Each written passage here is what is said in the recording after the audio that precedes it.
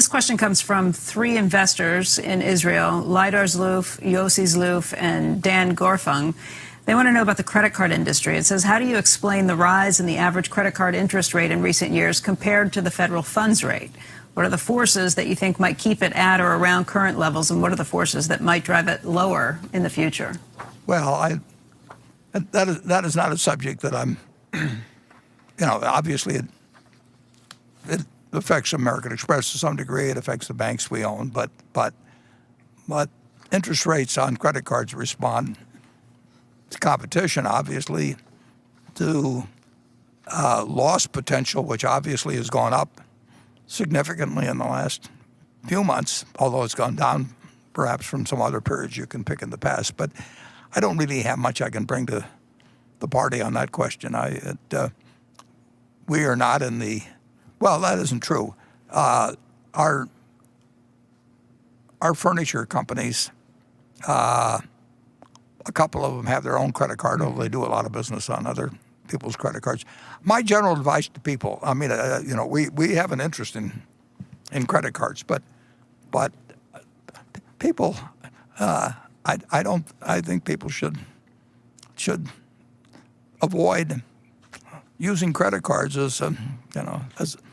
as a piggy bank to be raided. I had a woman come to see me here not long ago, and she'd come on some money, and not very much, but it was a lot to her. And she's a friend of mine, and she said, "What should I do with it?"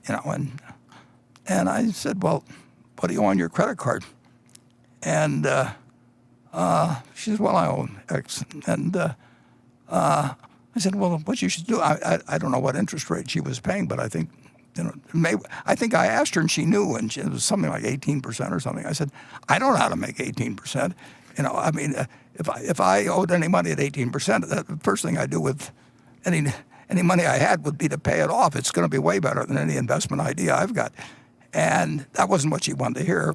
And then later on in the conversation, she talked about her daughter, and her daughter had $1,000 or $2,000 or something, and she said, "Well, what should I do with?" And she named the girls money, and I said, "Have her lend it to you." And I mean, if you're willing to pay 18% or whatever, I mean, she's not going to find a better deal. I'll lend you money. It just doesn't make sense. You can't go through life, borrowing money at those rates and be better off.